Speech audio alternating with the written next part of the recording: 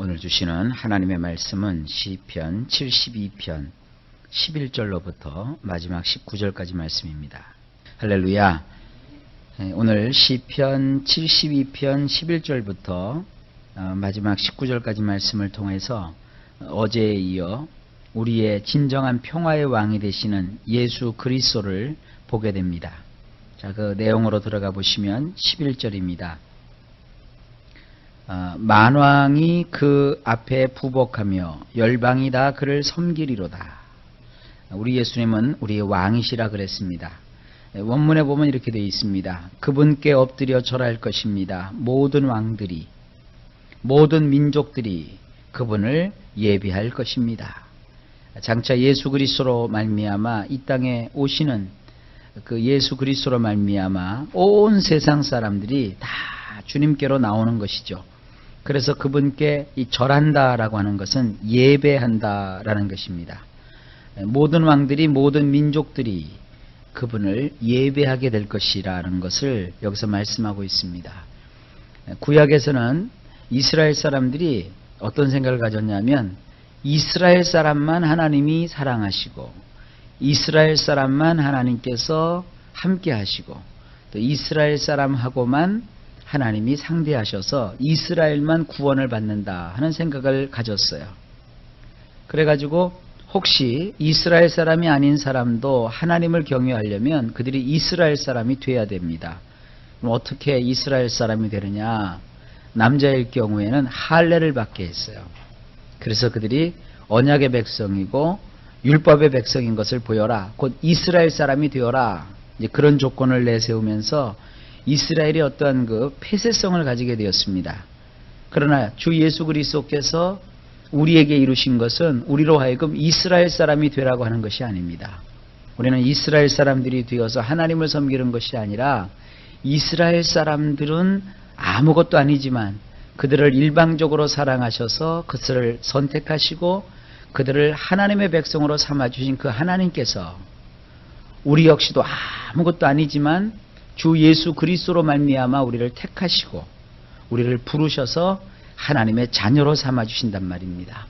그래서 이스라엘 사람만이 하나님께 나오는 것이 아니라 이스라엘 사람들이 아니더라도 모든 나라, 모든 백성들이 주의 부르심을 따라 주님께 나오는 것입니다. 주님께 나와서 이스라엘 백성들이 하나님을 섬겼던 것처럼 그들도 각자의 위치에서 하나님을 섬길 수 있는 시대가 열린다는 것입니다. 사마리아에 있는 그 여인을 주님께서 만나셨을 때 이런 말씀을 하셨어요. 여인은 이스라엘 사람들이 주장하고 생각하는 것을 얘기합니다. 우리가 하나님께 예배하려면 예루살렘으로 가야 됩니다. 그러나 우리 예수님께서 뭐라고 하셨습니까? 여기서도 말고 예루살렘에서도 말고 하나님 앞에 신령과 진정으로 예배할 때가 오나니 곧 이때라. 그래서 하나님께 나가는 자들은 다 신령과 진정으로 하나님을 예배하라 그랬고 하나님께서는 이렇게 신령과 진정으로 예배하는 자들을 오늘날도 찾고 계신다 하면서 그 예배의 테두리를 이스라엘에게 국한했던 그 모든 것이 실제로는 온 세상을 향한 것임을 우리 주님께서 우리에게 보여주셨습니다. 그런 그 시대가 열리는 것을 시편에서 말씀하고 있는 것입니다. 12절입니다. 저는 궁핍한 자의 부르짖을 때에 건지며 도움이 없는 가난한 자도 건지며. 원문에 보면 이렇게 되어 있습니다. 왜냐하면 그분이 도움을 청하며 울부짖는 가난한 자들과 아무도 도와줄 자 없는 고통당하는 자들을 건져주시기 때문입니다. 원문에 보면 굉장히 더 정확하게 되어 있습니다.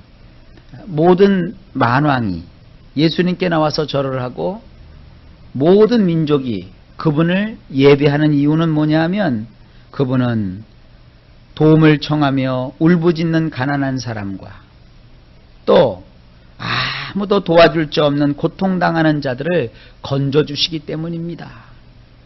그러니까 우리가 주님을 예배하고 주님께 절하는 것은 우리를 건지시고 구원하시는 구원자이시기 때문이라는 것이죠. 그렇습니다. 우리가 하나님을 예배하는 것은 하나님은 우리의 구원자이시기 때문입니다. 13절 저는 가난한 자와 궁핍한 자를 긍휼히 여기며 궁핍한 자의 생명을 구원하며, 원문은 이렇게 되어 있습니다. 그분은 나약한 사람과 궁핍한 사람에게 동정심을 가지고 계시며 궁핍한 사람들의 뇌폐실을 구원하시나이다. 여기 아주 직접적으로 나오죠. 하나님은 어떤 사람을 구원하시느냐? 마음이 가난한 사람을 구원하시는 거예요. 마음이 가난한 자는 복이 있나니 천국이 저희 것이라 그랬어요. 마음이 가난하지 않으면 천국을 소유할 생각을 가지고지 못합니다. 물론 이제 이 세상엔 그런 격언이 있죠. 마음이 부자야 된다 그러지만 그 마음이 부자라는 말과 세상에서 말하는, 우리 성경이 말하는 심령이 가난한 자, 이것은 또 다른 얘기입니다. 그래서 심령이 가난하다라고 하는 것은 하나님을 갈구하고 찾고 애타게 기다리는 그와 같은 상태를 말하는 것입니다. 우리가 하나님을 찾는 가난한 마음이 없으면 구원에 이르를 수가 없는 것입니다. 그래서 구원받는 자는 먼저 그 안에 가난한 마음을 가진 자입니다. 이걸 가지고 뭐 가난한 마음을 먹어야 된다 그렇게 얘기하면 안 돼요. 그저 하나님이 건지고 하나님이 구원하실 자는 그 안에 가난한 마음이 있어요. 하나님이 그에게 그런 마음을 주시는 거예요. 우리가 다 그 가난한 마음을 하나님이 주셨기 때문에 하나님을 필요로 하여 하나님을 우리가 마음으로 모시고 주님께 나온 것이 아닙니까? 바로 그것을 여기서 말하고 있는 겁니다. 14절입니다. 저희 생명을 압박과 강포에서 구속하리니 저희 피가 그 목전에 귀하리로다. 이 우리 성경으로 보면 참 애매하게 되어 있는데요. 원문을 보면 이렇게 되어 있습니다. 위협과 폭행으로부터 그분은 그들의 뇌폐시에 토지 무르는 자가 되어 주시나이다. 그분의 눈에 소중한 것은 그들의 피이니라. 여기 그 14절에는 우리 성경에서는 전혀 발견할 수 없는 내용이 원문에 있어요. 여기 구속하리니라는 말인데, 이 구속하리니라는 말 속에서 발견되는 단어가 고엘입니다. 고엘. 이건 아주 중요한 단어거든요. 고엘이라고 하는 것은 토지 무르는 자라는 뜻입니다. 룻기에 보게 되면 거기 보아스라는 남자가 나오죠. 보아스라는 남자가 토지 무르는 사람이에요. 그러니까 이 남편과 아들을 잃은 나오미, 그리고 그 시어머니 나오미를 버리지 않고 쫓아와서 그 시어머니가 죽지 않도록 도와주고 그를 위해서 살펴주고 봉사해 주었던 그 룻, 그 아름다운 이야기가 룻기에 기록되어 있지 않습니까? 그러면 대개 사람들은 룻기를 읽으면서 야, 우리나라에는 효녀 심청이 있다면 성경에는 이렇게 효심 깃은 룻이 있구나 이렇게 생각하는데, 이 룻기는 효녀 심청전이 아니거든요. 거기 룻기에서 계속 보여주는 것은 두 단어입니다. 하나는 인애, 헤세드라고 하는 인애가 있고요. 또 하나는 그러면 그 인애를 베푸는 사람이 누구냐? 거기 첫 번째로 인애를 베푼 사람이 누구냐 하면 작은 인애를 베푼 사람이 룻이고, 그 다음에 더 큰 은혜를 베푼 사람이 누구냐 하면 보아스입니다. 거기서 그 보아스가 고엘이 되는 거예요. 고엘.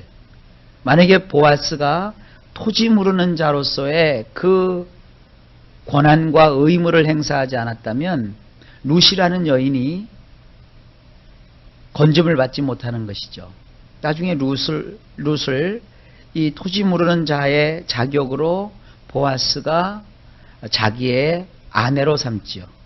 그래서 그 룻이 자식을 낳고 자식을 낳고 자식을 낳고 하는 그런 그 연대기에 따르면 이제 이세를 낳고, 또 그 이세의 후손 가운데 누가 오는 거예요? 다윗을 낳고 다윗의 그 후손으로 예수 그리스도께서 오시는 거죠. 그러니까 메시아의 족보가 이 보아스라고 하는 남자가 토지 무르는 자의 자격을 행사함으로 메시아의 족보가 형성이 되는 거예요. 그러니까 이 땅에 오신 예수님은 누구시냐 하면 토지 무르는 자이세요. 보아스보다도 1순위로 토지 무르는 자격을 가지고 있는 사람이 있었는데, 그 사람은 자기의 권한을 거부를 해요. 신발짝처럼 버려버려요. 그러나 보아스는 헤세드라고 하는 인애가 넘치는 사람입니다. 그래서 그가 기꺼이 그 불쌍한 나오미라고 하는 여인과 그 나오미의 며느리인 룻을 토지 무르는 자의 자격을 행사함으로 그 모든 환난과 시련에서 건져주어요. 그 룻기에 보게 되면 이 나오미라고 하는 여인이 그 품에서 두 아이를 잃어버려요. 그런데 보아스가 고엘이 되어줌으로, 토지 무르는 자가 되어줌으로 룻과 결혼하게 되고, 그래서 룻이 아기를 낳아서 그 아기를 누구 품에다가 안겨주느냐? 아들을 잃고 슬픔에 처했고 참 인생의 소망을 알지 못했던 나오미의 품에 그 아기를 안겨주어요. 그래서 그 룻기를 보게 되면 1장의 맨 앞장에는 나오미가 그 품에서 아기를 잃었다 이렇게 돼 있고요. 룻기 맨 마지막 장에 가보면은 나오미가 그 품에 다시 아기를 안았다 이렇게 돼 있어요. 그러면 나오미가 아기를 잃어버렸는데 아기를 다시 갖게 된 것은 바로 이 고엘이라고 하는 토지 무르는 자가 있었기 때문입니다. 이 정도 얘기하면 무슨 얘기인지 알아들으실 거예요. 여기 바로 예수님이 누구시냐? 토지 무르는 자가 되신 거예요. 어떻게 토지를 물으셨느냐? 빼앗긴 토지를 어떻게 다시 찾아주셨느냐? 그 인애로운 마음으로 십자가에 오르셔서 피 흘려 죽으심으로 우리를 위한 영원한 고엘이 되어주신 거예요. 그래서 우리가 어떻게 된 거예요? 건짐을 받은 것이죠. 위협과 폭행으로부터 그분, 마귀는 우리를 위협하잖아요. 마귀는 우리를 공격하잖아요. 우리가 죄인이라고 마귀는 정죄해버리잖아요. 우리를 저주하잖아요. 그런 위협과 폭행으로부터 예수님은 우리의 뇌폐실을 토지 무르는 자가 되어주셔서 건져주신 거예요. 그러면서 말합니다. 그분의 눈에 소중한 것은 그들의 피니라, 생명이라는 뜻이죠. 우리의 생명을 위해서 주님이 자기의 생명을 내어주셨잖아요. 주님의 그 거룩한 보혈을 내주시고 우리를 다시 되찾아주셨습니다. 그러니까 이 72편 14절 말씀이 굉장한 거예요, 뜻이. 자, 새벽이니까 이 정도로만 하겠습니다. 15절입니다. 저희가 생존하여, 그렇죠, 살았죠? 스바의 금을 저에게 드리며 사람들이 저를 위하여 항상 기도하고 종일 찬송하리로다. 자, 원문을 보면 이렇습니다. 그분은 항상 살아계시며, 주님이 항상 살아계신 거예요. 우리 성경에는 우리가 살았다고 되어 있는데 원문에는 그분이 항상 살아있다는 거예요. 찬송도 있죠. 살아계신 주 나의 참된 소망. 우리 주님은 우리를 사시고 죽으신 것이 아니라 우리를 살려놓으시기 위해서 우리 스스로 죽으셨지만 그러나 다시 죽음에서 살아나셨어요. 살아계신 분이십니다. 그리고 이렇게 되어 있습니다. 그들이 그분에게 스바의 금을 드리나이다. 그들은 그분에게 빙 둘러서 계속해서 기도를 드리나이다. 모든 날 동안 그들은 그분을 칭송하나이다.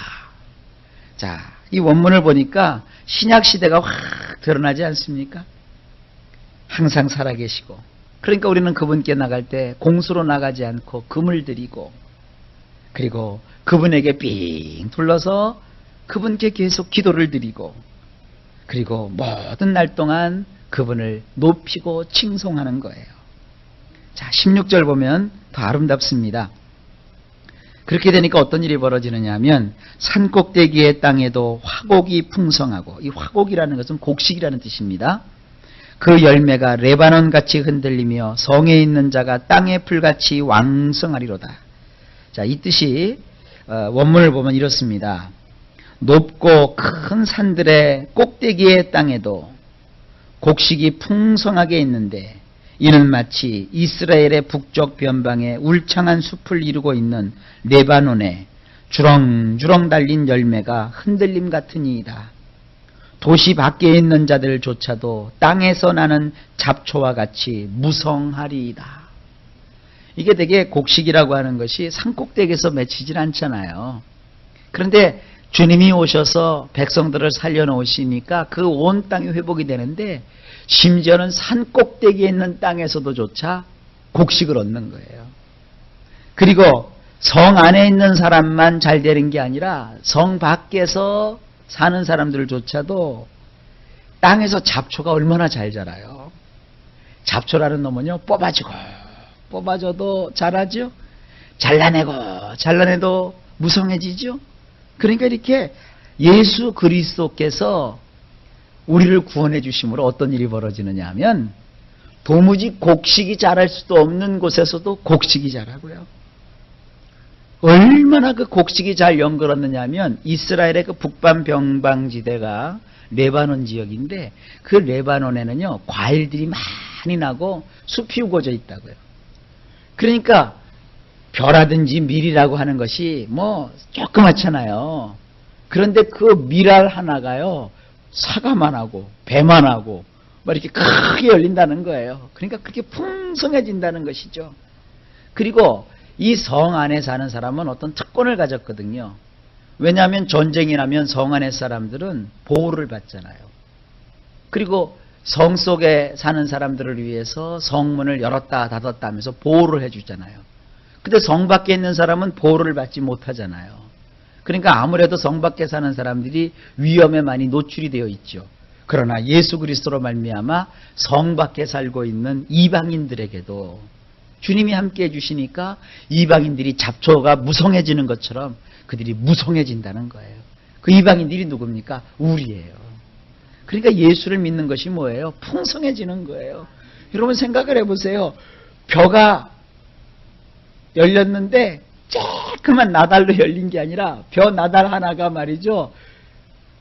아이 머리통만한 배만하다고 한번 생각을 해보세요. 그런 게 막 주렁주렁 매달려서 흔들거리고 있다고 생각을 해보세요. 이게 얼마나 풍성한 것입니까?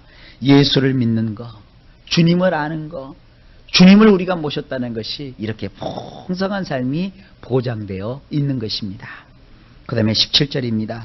그 이름이 영구하며 그 이름이 해와 같이 장구하리로다. 사람들이 그로 인하여 복을 받으리니 열방이 다 그를 복되다 하리로다. 원문은 이렇습니다. 그분의 이름은 영원할 것이며 앞에 있는 태양과 같이 그분의 이름은 영구히 휘황찬란할 것이니이다. 모든 나라들이 그분으로 인하여 복을 받을 것이며 저들은 그분을 높이 칭송할 것이니라. 18절입니다. 홀로 기사를 행하시는 여호와 하나님 곧 이스라엘의 하나님을 찬송하며 원문은 이래요. 이스라엘의 엘로힘이신 여호와 곧 엘로힘을 찬송하나이다. 그분은 혼자서 놀라운 일을 행하시는 분이시나이다. 그렇죠. 주님은 혼자 그 모든 일을 행하셨죠. 주님 홀로 우리의 구원을 이루셨잖아요. 구원보다 더 놀라운 일이 어디 있습니까? 우리가 구원을 받아 하나님의 자녀가 된 것보다 더 큰 기적이 어디에 있습니까? 이 놀라운 기적을 주님이 홀로 이루셨습니다. 그래서 우리는 어떻게 합니까? 19절에 그 영화로운 이름을 영원히 찬송할지어다. 온 땅에 그 영광이 충만할지어다. 아멘 아멘. 원문은 이렇습니다. 그분의 영광스러운 이름을 영원히 찬송하나이다. 온 땅에 그분의 영광이 가득하리이다. 아멘. 그리고 또 아멘. 이 아멘이라는 말은요 반드시 그렇습니다. 옳습니다. 확실합니다. 이런 것인데 한 번만 아멘 해도 좋은데요. 아멘. 그리고 또 아멘 그랬어요. 이 아멘 또 아멘 이것을 우리 예수님이 자주 사용하셨어요. 신약 성경에 보면 우리 예수님이 이런 표현 쓰시죠. 진실로 진실로 내가 너희에게 이르노니. 근데 한 번만 해도 좋은데 주님이 진실로 진실로 그랬죠. 근데 우리 성경에 진실로 진실로라고 번역된 것을 원문으로 보면 어떻게 되어 있느냐면 아멘 그리고 또 아멘 이렇게 되어 있어요. 그러니까 여기 보면 우리 예수님이 아주 성경에 나와 있는 표현들을 그대로 쓰신 거예요. 근데 아멘 한 번만 하면 좋은데 아멘 그리고 또 아멘. 우리식으로 하면 진실로 진실로 이렇게 되어 있다고요. 맞고 또 맞는다. 옳고 또 옳다. 그러면서 주님이 말씀을 하신다고요. 이게 우리 주님을 다 표현하는 용어입니다. 자, 시편의 두 번째 권이 끝나요. 이새의 아들 다윗의 기도가 필하다. 이새의 아들 다윗의 기도가 이제 끝났다라는 것입니다. 자, 이 72편의 1절의 시작 부분에 솔로몬의 시라고 해놓고 나서는 마지막 부분에서는 이새의 아들 다윗의 기도가 필요하다 이렇게 돼 있죠. 그러니까 여기가 이 뒷부분 이새의 아들 다윗의 기도가 끝나다라는 것은 그 시편의 두 번째 권이 끝나는 맨 마지막에 삽입이 되어 있는 것인지 아니면 72편만 가리키는 것인지 이런 것 때문에 또 헷갈리게 되죠. 성경학자들이 여러 가지 말이 있는데 그건 뭐 평신도들이 그렇게 굳이 알 필요는 없고요. 중요한 것은 이 솔로몬 곧 진정한 평화의 왕이 되시는 예수 그리스도, 그분은 우리의 왕으로서 이런 놀라운 일을 이루십니다. 여러분들 시편 72편이 좀 새롭게 다시 보여주실 겁니다. 이 72편은 우리 예수님, 왕이신 우리 예수님을 높이는 거예요. 그러면서 다윗의 기도가 끝나요. 여기서도 잠깐 좀 얘기를 드릴게요. 다윗은 뭐냐 하면 왕이죠. 왕인 다윗에게 뭐라고 성경은 말하고 있느냐. 마태복음 1장 1절에 보면 뭐라고 되어 있습니까? 아브라함과 그리고 다윗의 자손 예수 그리스도의 세계라 그렇게 되어 있거든요. 그러니까 우리 예수님을 뭐라고 소개하고 있느냐면 다윗의 자손이라고 표현하고 있어요. 성경은. 그러니까 지금 이 시편 2권에서 다윗의 기도가 끝나면서 다윗의 시편이 끝나면서 이 72편을 배치시킨 것은 굉장한 의미가 있는 것입니다. 다윗은 왕이라고요. 근데 그 왕 같은 그 다윗 왕과 같은 예수 그리스도를 하나님께서 우리에게 소개하고 계신 거예요. 그래서 이런 그 성경의 흐름을 잘 보면 성경을 볼 때 더 재미가 있습니다. 자, 이와 같은 왕이신 예수님 때문에 우리가 살았습니다. 그 예수님이 우리를 풍성하게 해주실 겁니다. 우리의 피를 건져주시기 위해서 자신의 피를 죽이시고서 흘려주심으로 우리를 살려주셨습니다. 주님이 주신 그 생명을 가지고 오늘도 내일도 영원토록 우리는 하나님을 찬송하며 그분께 빙 둘러 기도하며 그리고 우리의 모든 사정을 내려놓고 하나님만 영화롭게 해드리는 이런 삶을 살아가야 합니다. 이런 놀라우신 축복이 저나 여러분에게 넘치시기를 예수님의 이름으로 간절히 축복합니다.